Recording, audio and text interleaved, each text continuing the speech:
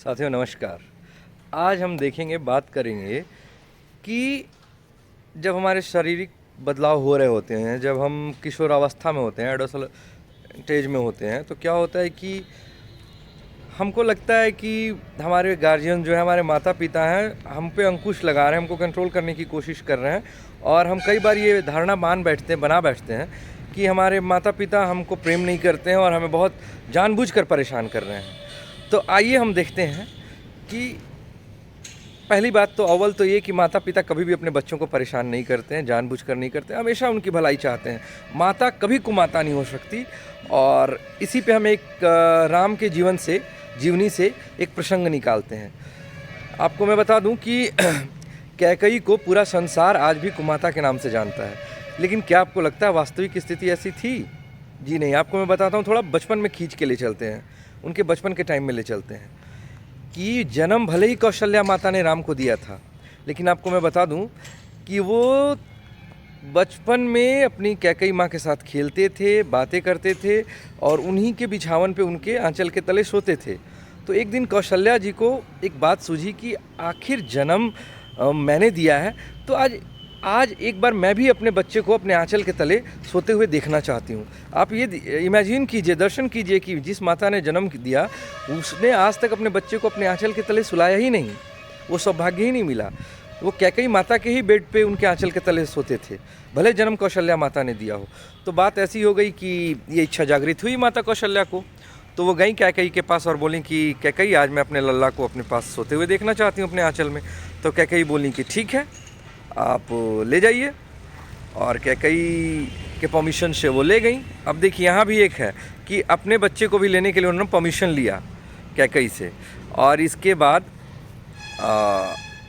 दर्शन कीजिएगा कि तमाम प्रकार के कौशल्या माता के यहाँ जाने के बाद तमाम प्रकार के दासियों ने सोहर गाए, गीत गाए, तमाशे हुए, डांस हुए, नृत्य हुए, खेल खिलौने सब दिए गए। नाना प्रकार के राजघराना था, किसी चीज़ की कमी थी नहीं। लेकिन सब खेलने के बाद उनको बेड पे ले जाया गया और आंचल से ढक दी कि अब लल्ला को नींद आएगी। आधा घंटा बाद उन्होंने देखा कि सोते हुए कैसा मेरा लल्ला दिखता है। जैसे ही आंचल हटाया, वो क्या देखती हैं? आंखें दोनों भटर भटर खुली हुई, बड़ी बड़ी आंखें खुली हुई। राम जी हंस रहे हैं। तो पूछी कि क्या हुआ बेटा, क्यों नहीं सो जाते हो मेरे लाल? तो बोला कि माँ ठीक है, ये नृत्य, ये गाना, ये खिलौने तक ठीक है, लेकिन नींद तो मुझे माँ कैकई के आंचल में ही आएगी। आप सोचिए, प्रेम का ये आलम था। क्या प्रेम करती होंगी कैकई कि एक बच्चा ऐसा कहता है। और इसके बाद क्या हुआ कि बोले कि माँ कौशल्या माँ के आँखों में आंसू आ गए। फिर बोले कि ठीक है, चलो मैं तुम्हें ले चलती हूँ।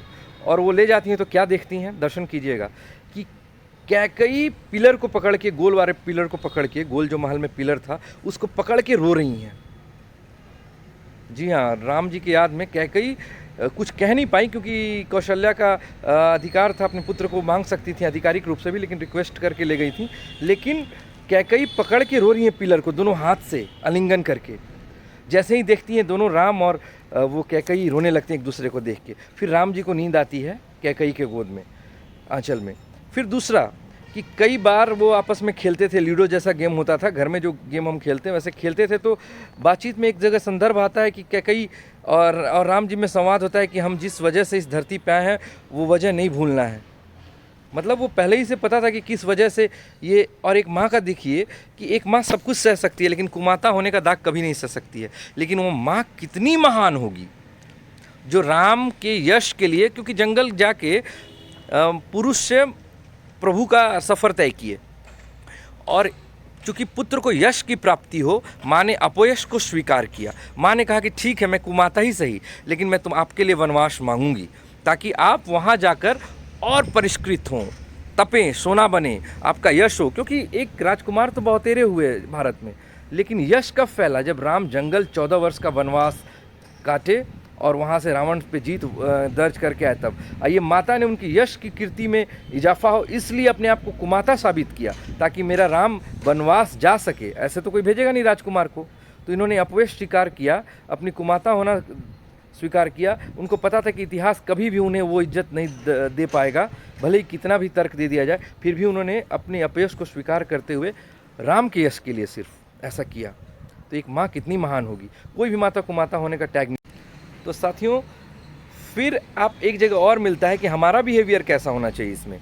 तो जब राम जी जब वहाँ चित्रकूट में मिलने जाती हैं सारी फैमिली राम जी की, तो वहाँ राम जी देखते हैं कि कैकई दूर खड़ी हैं, तो कहते हैं कि माँ सारी दुनिया आपके खिलाफ खड़ा हो जाए लेकिन राम सबसे पहले आपके साथ खड़ा मिलेगा, क्योंकि उनको पता था कि माता जी ने उनके लिए क्या किया है।